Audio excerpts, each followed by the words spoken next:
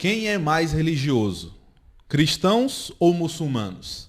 Sim, eu sei que essa pergunta é esquisita, descabida e ela nem serve para justificar uma pesquisa formal em ciências humanas ou história.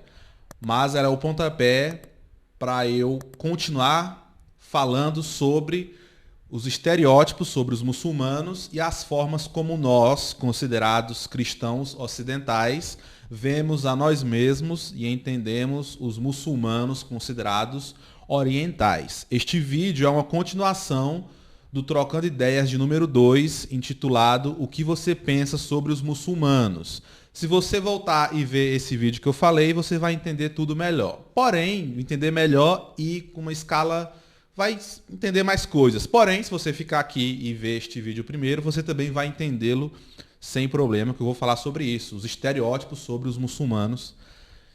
Peço que você fique até o final para acompanhar meu raciocínio e evitar mal entendidos. Então, vamos lá. Quando a gente pensa em religiosidade, isso é baseado nos meus 9, quase 10 anos como pesquisador de história árabe islâmica, não só lendo fontes históricas, lendo matérias de jornais, vendo filmes, séries e conversando com as pessoas do cotidiano sobre árabes, sobre muçulmanos, enfim.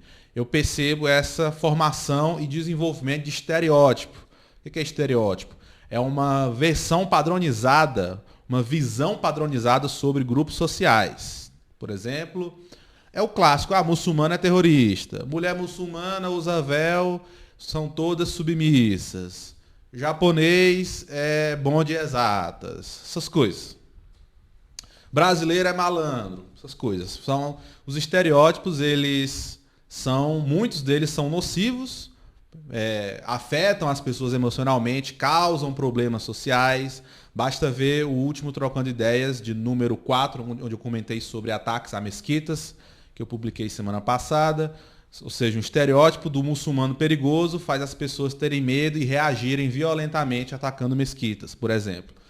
Então, vamos pensar sobre isso. Então, voltando à questão, quem é mais religioso, quem é mais devoto? Eu não sei porquê, mas eu percebi que nós temos a tendência de achar que o outro é sempre mais religioso que a gente. Então, o fulano, ele é muçulmano, ou ele é budista, ou ele é shintoísta, ele é mais devoto que eu sou devoto no cristianismo. A gente tem essa tendência, eu percebi, mas não necessariamente, né? É um pensamento, ok. Só que nisso de pensar que o outro é mais religioso, no caso o muçulmano é mais religioso, a gente pensa também que o muçulmano é apenas religioso. A gente estima em excesso a religiosidade dos muçulmanos. A gente considera eles sujeitos hiperreligiosos. Estou falando aqui, gente, não é só para esclarecer, não é minha opinião. Estou falando sobre um pensamento, uma forma de ideia que eu vejo por aí no cotidiano, na vida como um todo. E quando eu falo, a gente hiperdimensiona a religião do muçulmano, a religiosidade dos muçulmanos, não estou falando que os muçulmanos...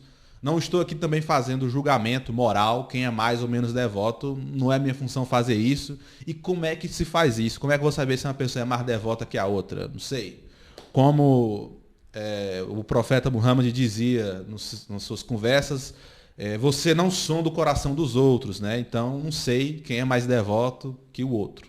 Em qualquer religião, não só no Islã. Mas enfim. Então...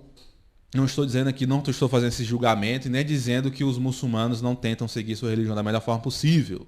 Sim, os muçulmanos, em diferentes contextos, em várias situações de sua vida, tentam seguir a sua religião da melhor maneira possível. Estou falando aqui que é comum pensar, quem não é muçulmano, pensar que o muçulmano é hiperreligioso. E quando você pensa que um muçulmano é hiperreligioso, você ajuda no desenvolvimento do estereótipo. Por quê? Porque se o sujeito é hiperreligioso, quer dizer o quê? Que tudo que ele faz é em nome da sua religião, que tudo que ele não faz é em nome da sua religião, que tudo que ele pensa, diz ou não diz é em função da sua religião. Vamos ver se você concorda comigo e ver se você já percebeu isso. Lembrando que isso pode também valer para outros religiosos e até para outros grupos sociais não necessariamente religiosos. Porque a gente está falando aqui de estereótipo, né? De ideias comuns sobre o outro. Então... nessa questão, tudo que o muçulmano faz então ou não faz é da religião dele. Mais ou menos assim, se o muçulmano vai na padaria e ele compra, em vez de comprar pão francês e compra pão de queijo, olha só, a religião islâmica, os muçulmanos compram só pão de queijo. Se ele compra tapete peça, olha só, o Islã, a religião manda que se compre tapete peça. E aí, que maluco, Thiago, isso, mas calma, se você vê, o Osama Bin Laden orquestrou o ataque ao World Trade Center. Os muçulmanos, então, devem fazer terrorismo. Tá lá no Alcorão, no capítulo 2, página 5. Sarcasmo ligado aqui, né, gente? Percebeu? É isso. O Osama Bin Laden é um terrorista, logo todos os muçulmanos são terroristas. Deu para entender? O terrorismo é da religião islâmica. Sacou a linha de pensamento dessa ideia preconceituosa e estereotipada? É essa linha de pensamento que é nela que eu quero chegar. E dentro dessa questão de o muçulmano é hiperreligioso, tudo que ele faz em função da sua religião, a gente também considera que qualquer muçulmano representa o mundo islâmico. E aí nisso se pensa que qualquer muçulmano está para o Islã como o Papa está para o catolicismo. E aquilo que vale para qualquer grupo social, gente. Não é todo mundo que representa o seu grupo social.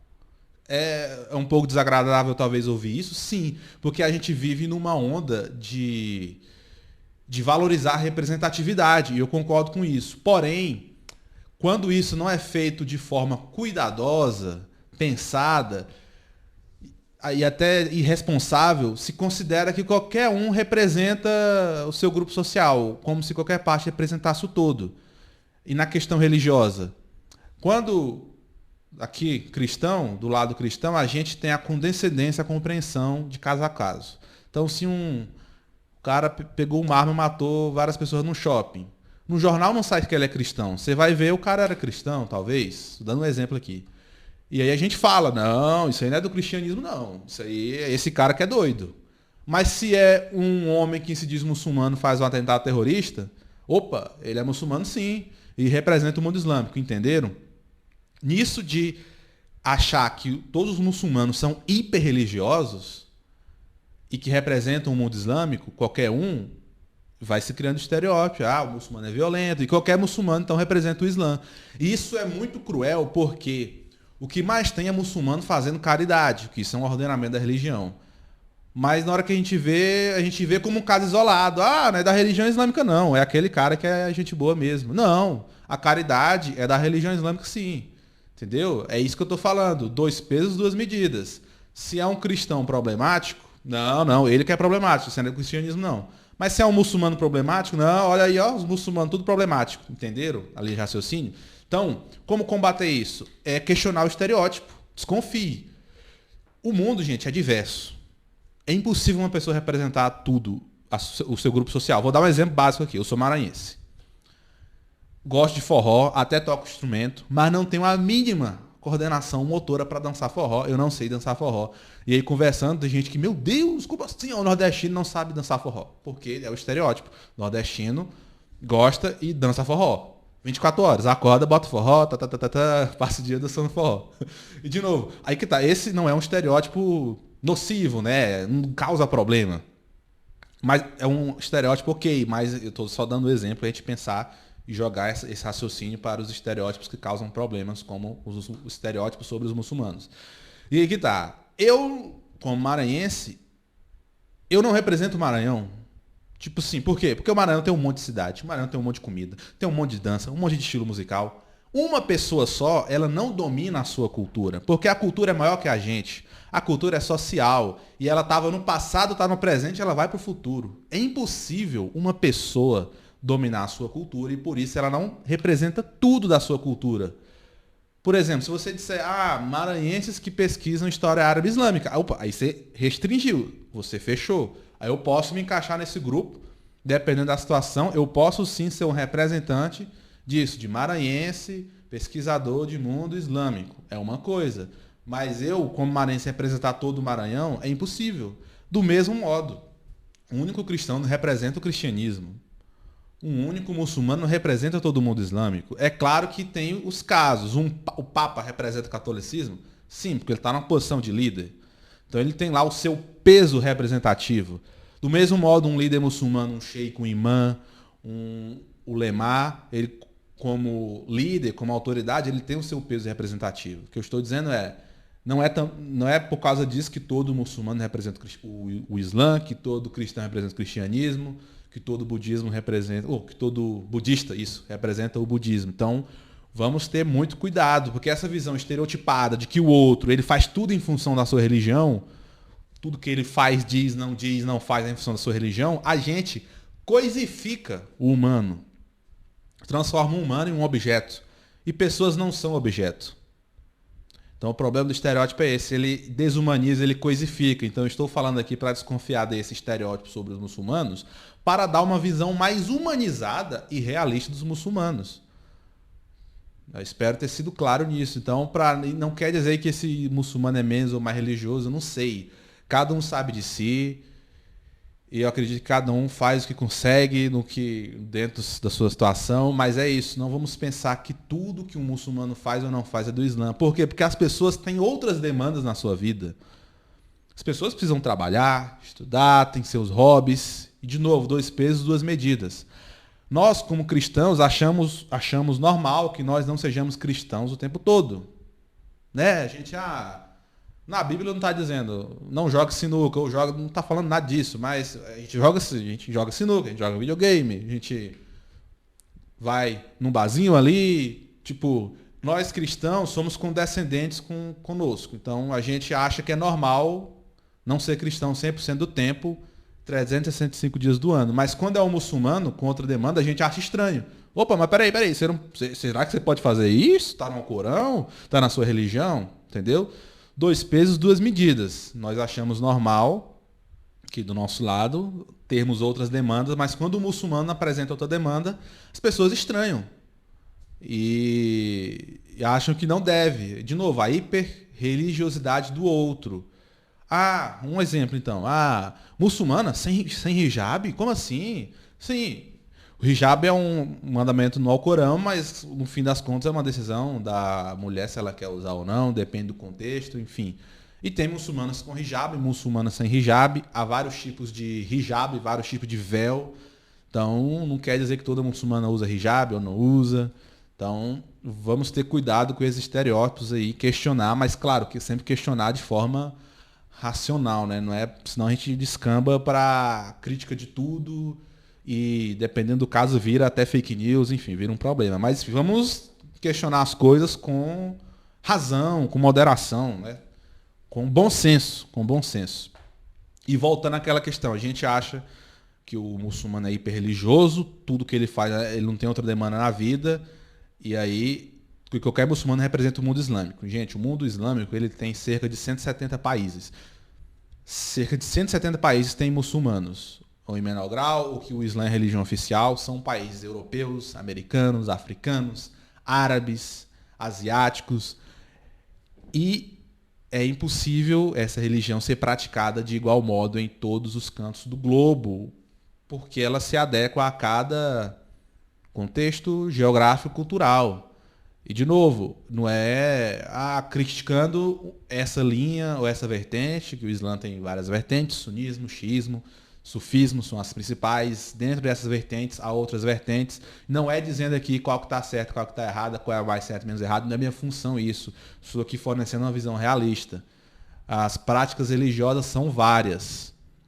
O Islã praticado no Egito não é como o Islã praticado no Brasil, não é como o Islã praticado na França, não é como o Islã praticado na Arábia Saudita.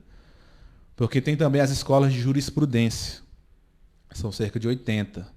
Então tem escola que tenta dar mais ênfase nesse aspecto, outro naquele outro, enfim. É a mesma coisa. O cristianismo no Brasil é uma coisa. Já que eu estou falando muito aqui do Papa, o catolicismo no Brasil é uma coisa, na Itália é outra. As práticas mudam segundo cada contexto. De novo, não quer dizer que essa doutrina é a mais certa que a outra, não. É só uma constatação. Até dentro do Brasil, gente, o catolicismo numa cidade grande é uma coisa, do interior é outra. As devoções são múltiplas. Como nós, seres humanos, estamos organizados em várias sociedades, as nossas práticas religiosas são muitas. Isso precisa ser entendido. Isso é a diversidade religiosa. Isso não é exatamente um problema. Não é um problema isso, entendeu? É uma constatação. Diversidade religiosa. Não só na religião. Em qualquer ato cultural. Música no Maranhão é uma, Goiás é outra.